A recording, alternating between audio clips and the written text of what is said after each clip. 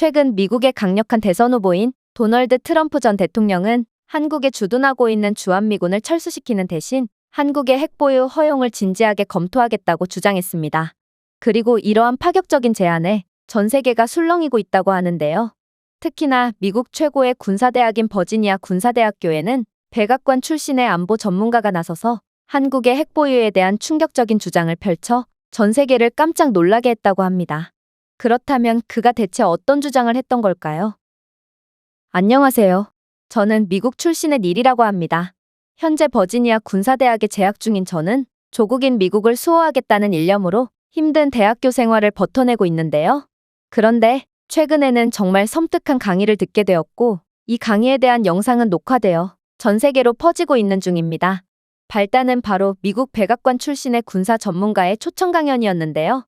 군사학 분야에서 단연 최고라고 볼 수 있는 그의 학교 방문에 당연히 강의실은 그의 강의를 들으러 온 학생들로 꽉 차서 서서 강의를 듣는 학생들까지도 심심치 않게 보였습니다.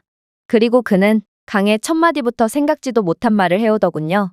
여러분들은 세계에서 가장 방산 기술력이 뛰어난 국가가 핵무기를 보유하게 된다면 어떤 상황이 펼쳐질 것 같습니까? 이에 대한 흥미를 보이는 학생들도 있을 것이고 반대로 두려움에 떠는 학생들도 있을 것입니다. 저는 오늘 미국의 영원한 우방국인 한국에 대한 이야기를 해볼까 합니다. 곧 있을 미국 대선의 결과에 따라 한국이 정말로 핵을 보유하게 될지도 모르겠거든요. 여러분들도 아시다시피 도널드 트럼프 후보는 충격적인 공약을 내세웠습니다. 최근 성명에서 그는 한국은 미국의 군사적 지원에 크게 의존하지 않고 스스로를 방어할 수 있는 부유한 국가라고 묘사했고 한국이 핵무기를 개발하는 것을 허용해야 한다고 주장했거든요. 이 제안은 수십 년 동안 동아시아에서의 미국 외교정책의 초석이었던 한국에 대한 미군 주둔의 대안으로 나왔습니다. 1953년 한국전쟁이 끝난 이후 미국은 북한의 침략에 대한 억제책으로 약 28,500명의 병력을 주둔시키며 한국의 중요한 군사적 존재를 유지해왔습니다.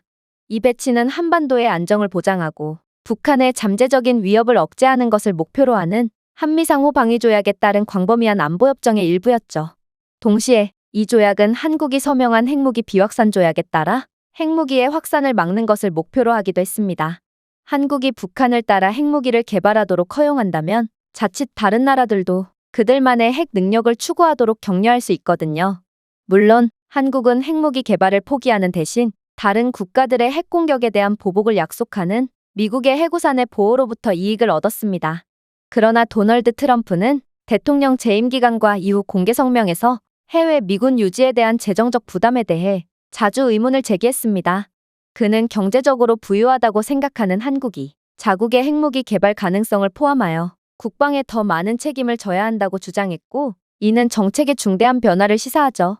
사실 트럼프의 이 같은 주장에 있어서 배경이 되는 부분을 고려할 때 그가 완전히 이상한 말을 한 것이라고는 보기 힘듭니다.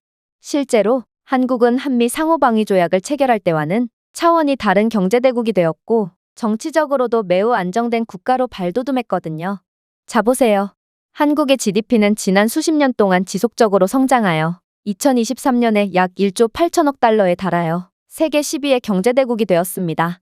이러한 지속적인 성장은 한국의 경제 회복력과 혁신 능력을 반영합니다. 또한 한국은 전자, 자동차, 기계, 석유, 화학 및 조선을 포함하는 다양한 첨단 분야를 아우르는 포트폴리오를 가진 세계의 선도적인 수출국 중 하나입니다. 삼성, 현대, LG 및 SK 하이닉스와 같은 주요 기업은 각각의 산업에서 글로벌 리더라고 볼 수 있죠. 이뿐만이 아닙니다. 한국은 최첨단 기술과 혁신으로도 매우 유명하거든요. 한국은 반도체 생산, 5G 통신, 그리고 가전제품 분야에서 세계적인 리더입니다. 그리고 연구개발에 대한 한국의 헌신은 GDP의 거의 5%를 차지하는 높은 R&D 지출에서 분명히 드러나죠. 이러한 압도적인 기술력에 힘입어 한국은 지속적으로 무역 흑자를 내고 있는데 이는 한국이 수입하는 것보다 수출하는 것이 더 많다는 것을 의미합니다. 이러한 긍정적인 무역 수지는 한국의 부와 경제적 안정에 크게 기여하죠. 즉, 한국은 핵무기가 없는 다른 국가들과는 달리 핵무기를 안정적으로 개발하고 유지할 능력을 갖춘 선진국이라는 것입니다. 물론 한국은 세계에서 가장 높은 식자율과 고학력 노동력을 자랑한다는 점도 한국을 신뢰할 수 있고 미래가 탄탄한 국가로 만들고 있습니다. 한국은 초등교육과 고등교육 모두에 상당한 투자를 하면서 교육에 강한 중점을 두었죠. 한국 학생들은 OECD의 국제학생평가 프로그램과 같은 국제적인 평가에서 지속적으로 높은 순위를 차지하고 있거든요. 그 중에서도 미국을 포함한 전 세계에서 한국의 핵무기 보유에 대한 지지를 보내는 이유는 따로 있습니다. 바로 한국은 세계에서 가장 안정적인 국가라고 봐도 과언이 아니거든요. 한국은 경제 발전을 지원하는 민주적인 제도를 가지고 있고 과정이 있는 안정적인 국민들의 참여가 수반되고 있습니다. 효과적인 법치와 수준 높은 국민들의 감시는 한국의 어떤 정부가 들어서든 감히 함부로 경거망동할 수 없게 만들고 있습니다. 뭐 그 외에도 한국은 안정적이고 잘 규제된 금융 시스템을 가지고 있다는 점도 주목할 만한데요. 한국은 상당한 외화 보유고를 보유하고 있고 호의적인 신용등급을 유지하고 있는데 이것은 경제 위기를 관리하고 외국인 투자를 유치하는 능력을 향상시키고 있습니다. 즉, 한국은 매우 강력한 신뢰를 가진 나라라는 것이죠. 이렇듯 부유한 국가로서의 한국의 지위는 전략적 경제 정책, 기술 혁신, 고등교육을 받은 노동력, 그리고 효과적인 정부 규제의 조합의 결과입니다. 이러한 요인들은 한국을 세계에서 선도적인 경제 강국 중 하나로 만들면서 회복력 있고 역동적인 경제를 건설하도록 했습니다. 이 같은 경제적인 힘은 도널드 트럼프 전 미국 대통령이 제안한 것처럼 한국이 핵무기의 잠재적인 개발을 포함하여 자신들의 국방에 대해 더 큰 책임을 질 수 있는 능력을 가지고 있다는 주장을 뒷받침합니다. 그리고 이러한 한국에 대한 배경과 신뢰도는 주한미군을 철수하는 대신 한국이 핵무기를 연구하고 보유할 수 있도록 추진하겠다는 도널드 트럼프의 공약이 전 세계적인 지지를 얻을 수 있도록 하고 있죠. 물론 주한미군의 존재는 북한을 억제하는 것뿐만 아니라 동아시아에서 힘의 균형을 유지하는 것이기도 했습니다. 그러나 핵무장된 한국은 미국의 약속의 변화와 그 지역에서의 영향력 확대로 이어질 수 있고 잠재적인 적인 북한 등으로부터의 전략적인 영향력을 줄일 수 있습니다. 따라서 아무래도 한국 입장에서는 그리 손해볼 것이 없을 겁니다. 핵무기를 개발하고 유지하는 것은 상당한 재정적 그리고 기술적 투자를 필요로 하지만 한국은 정말로 번영하는 국가고 이러한 부담을 가뿐하게 감당할 수 있는 국가거든요. 그렇다면 미국 입장에서는 어떨까요? 많은 사람들이 한국의 핵무장은 미국의 주한미군 파견에 따른 재정적 부담을 완화하고 동맹국들이 자신들의 방어를 위해 더 많은 책임을 지도록 장려하기 위한 실용적인 접근이라고 주장하고 있고 분명 이러한 여론도 일리가 있습니다. 그러나 역시나 이런 문제는 매우 신중하게 논의해봐야겠죠. 전문가의 주장에 학생들의 의견 또한 반으로 나뉘었습니다. 한국은 강대국이자 매우 안정적인 나라이므로 한국의 핵무장은 한국과 미국 양국에게 도움이 될 거라고 주장하는 학생도 있었고 미국이 주한미군 파견비를 계속 부담하는 한이 있더라도 더 이상의 핵 확산은 막아야 한다는 주장을 하는 학생도 있었죠. 그런데 그때 한 학생이 벌떡 일어났습니다. 그는 중국계 학생으로 학교를 졸업한 뒤 미군 장교로 복무하는 게 일반적인 미국 군사대학 학생들과는 달리 그는 졸업 이후 중국으로 가서 중국 안보를 위해 헌신하고 싶다는 황당한 주장을 해오는 학생이었는데요. 도대체 중국을 위해 헌신할 거면 미국 군사대학은 왜 온 건지 모르겠지만 그는 평가에서 늘 꼴찌만 하고 힘들거나 위험한 훈련은 죄다 열애하는 겁쟁이였기에 그가 중국으로 다시 되돌아가는 것은 미국 입장에서는 큰 이익이긴 했죠. 아무튼 그는 그렇게 일어나서 충격적인 주장을 해오기 시작했습니다. 한국은 핵무기를 가져본 적이 없는 후진국입니다. 미국이 그들에게 핵무기를 가질 권리를 주더라도 그럴듯한 핵무기를 사용하게 되기까지는 엄청난 세월이 걸리겠죠. 그들의 조악한 기술력으로 핵기술을 발전시킬 수 있을지도 의문이네요. 이런 한국이 핵무기를 가지도록 승인해주는 건 어차피 한국이 핵무기를 다룰 능력이 없는 것을 이미 알고 있는 미국이 주한미군 주둔비를 아끼기 위해 미끼를 던진 것 아닌가요? 그러자 전문가는 기도 안 찬다는 실소를 터뜨리더니 이내 냉철한 연설을 시작하셨습니다. 분명 핵무기를 개발하려면 엄청난 시간이 필요한 게 맞습니다. 실제로 중국이 핵무기를 개발하는 데는 상당한 시간이 소요되기도 했죠. 그러나 중국이 느리고 더뎠다고 해서 다른 나라 모두가 마찬가지일 거라고 생각하는 것은 너무나도 오만한 생각입니다. 많은 전문가들은 한국의 앞선 인프라와 전문성을 고려할 때 한국이 전통적으로 추정했던 것보다 더 짧은 시간 안에 핵무기를 개발할 수 있다고 주장하고 있거든요. 현재 한국의 핵물질과 기술 능력을 고려하면 한국은 상당히 짧은 기간, 잠재적으로 몇 개월 이내에 기능적인 핵무기를 개발할 가능성이 있습니다. 어쩌면 세계에서 가장 빠른 기간 만에 핵을 개발해낸 국가가 될 수도 있죠. 일단 한국의 원자력 기반 시설은 세계적으로 가장 발전된 시설 중 하나입니다. 한국은 핵무기 개발로 빠르게 전환할 수 있는 강력한 기반을 제공하면서 많은 원자력 발전소와 연구용 원자로를 운영하고 있죠. 또한 한국원자력연구원과 같은 시설들은 이 과정을 빠르게 진행시키기 위해 필요한 기술과 전문 지식을 보유하고 있습니다. 학생은 한국이 세계 최고의 원자력 기술을 갖고 있고 한국의 원자력 기술을 배우기 위해 전 세계 기술자들이 몰리고 있다는 것을 모르는 건가요?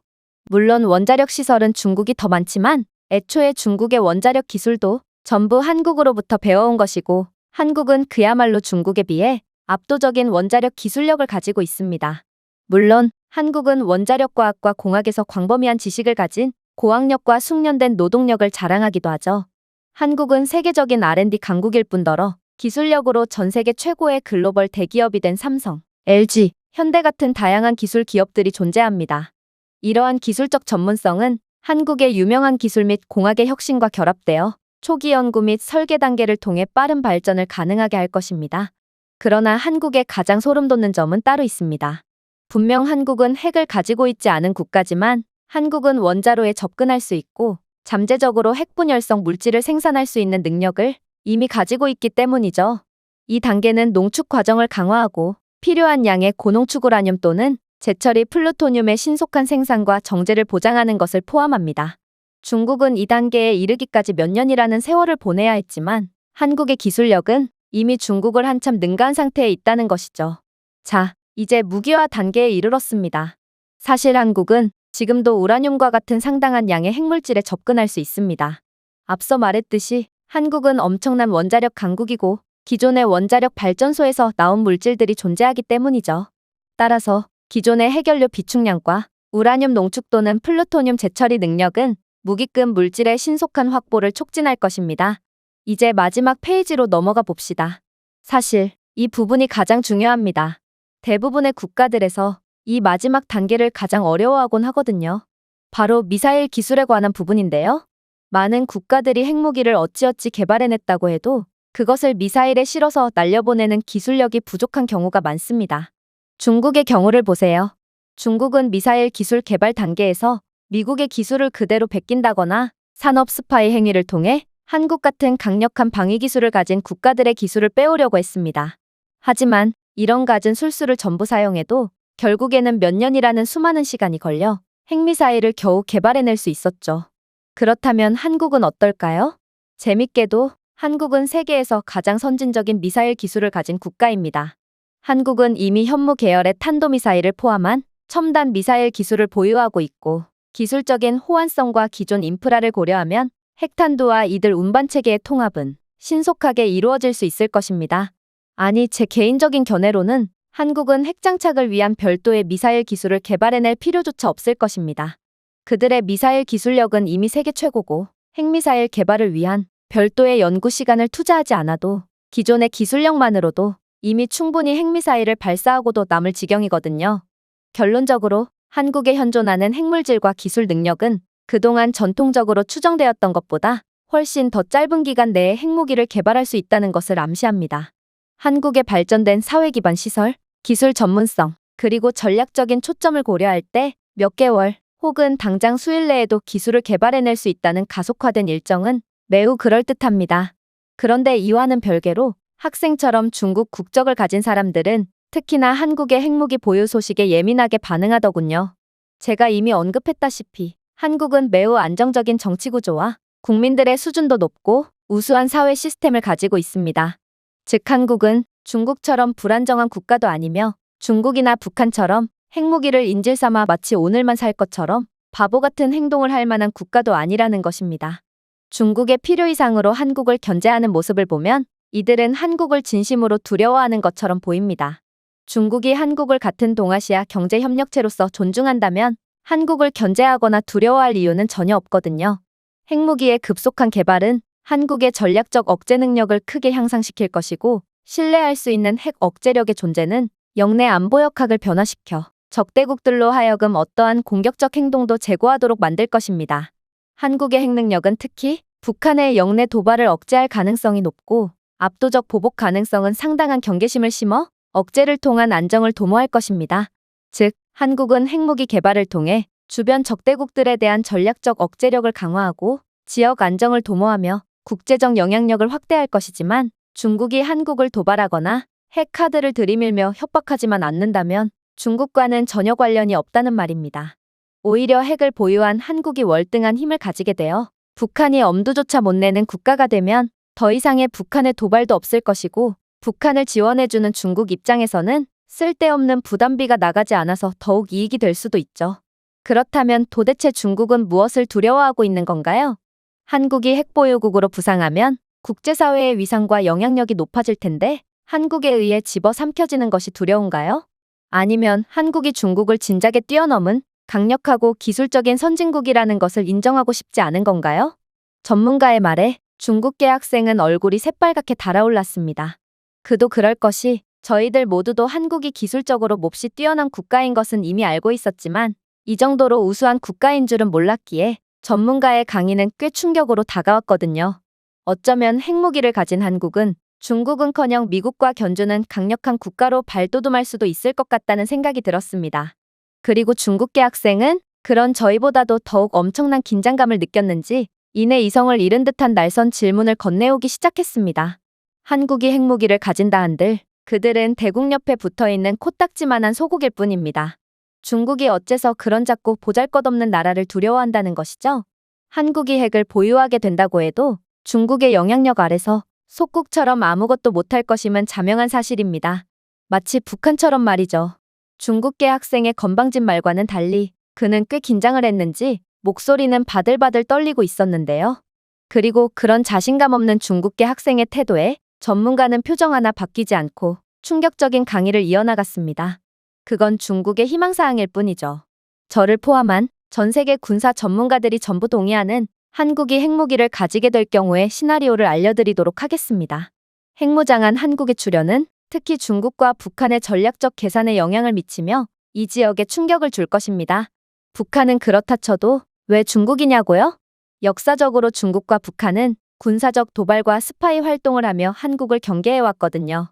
하지만 이제 핵보유국으로서 한국의 등장은 전환점이 될 것입니다. 중국과 북한은 한국의 핵무기가 가진 압도적인 힘에 직면하게 될 것입니다. 위협과 군사적 도발이라는 전통적인 전략은 더 이상 실행 가능한 선택지가 아닐 것입니다. 대신에 이 국가들은 어떠한 공격적인 행동도 재앙적인 결과를 가져올 수 있다는 것을 인식하고 그들의 전략을 다시 조정하겠죠. 특히 북한은 그 접근법을 제고하지 않을 수 없게 될 것입니다. 호전적인 자세와 잦은 미사일 실험으로 유명한 북한 정권은 한국의 새로운 힘에 의해 저지된 채 도발을 중단할 가능성이 높습니다. 한국의 핵보유는 북한의 1차적 지렛대를 무력화시키고 한반도의 세력 균형을 바꿀 것입니다. 그리고 이러한 변화는 더 의미 있는 대화를 위한 길을 열어줄 수 있고 북한이 핵으로 무장하게 될 한국과 어떠한 갈등도 피하려고 하기 때문에 잠재적으로 적대감의 감소로 이어질 수 있습니다. 중국의 경우에는 북한보다도 놀라운 시나리오가 기다리고 있습니다. 이웃집에 사는 거인 중국은 오랫동안 한국의 군사적 발전을 주시해왔습니다. 역사적으로 중국은 한국의 세력을 억제하기 위해 알게 모르게 영향력을 행사해왔죠. 그러나 핵무장한 한국의 출현은 극적인 변화를 나타낼 것입니다. 압도적인 핵능력을 보유한 한국의 현실에 직면하여 중국은 한국과의 거래에서 더 신중한 입장을 취할 것입니다.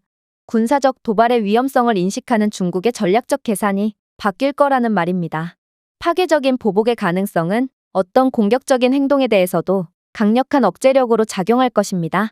따라서 중국은 핵을 가진 이웃을 자극하기보다는 지역의 안정을 유지하기 위해 외교적 참여와 경제적 협력에 초점을 맞출 수 있습니다. 다시 말하지만 중국이 한국을 존중하고 훌륭한 경제적 문화적 파트너로 여겼다면 상황은 완전히 달랐을 것입니다. 그러나 중국은 그야말로 한국을 동생 또는 곧 집어삼킬 부하쯤으로 여겨왔고 이 같은 중국의 오만한 입장은 분명 자기 자신에게 큰 타격으로 돌아올 것입니다. 그러나 한국은 이제 북한과 중국 따위는 안중에도 없다는 듯 새로운 국면을 맞이하겠죠. 핵보유는 한국을 새로운 세계적 영향력과 존중의 시대로 이끌 것이거든요.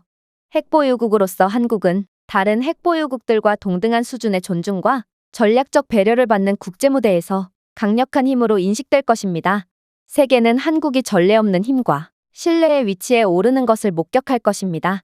기술 혁신, 경제적 능력, 그리고 외교적 수완에 대한 한국의 기존의 명성은 핵능력에 의해 더욱 강화될 것입니다. 이 새로운 지위는 한국이 세계 문제에서 정책을 수립하고 국제안보 체제에 기여하는 데 있어 더 영향력 있는 역할을 하도록 할 것입니다. 본질적으로 한국은 미국과 마찬가지로 안정과 힘의 등불이 될 것입니다. 핵무기는 지역의 위협에 대한 억지력일 뿐만 아니라 평화와 안보를 유지하겠다는 의지의 상징이 될 것입니다. 국제사회는 한국을 권위와 지혜로 세계적인 도전에 대처할 수 있는, 신뢰할 수 있는 파트너로 여길 것입니다.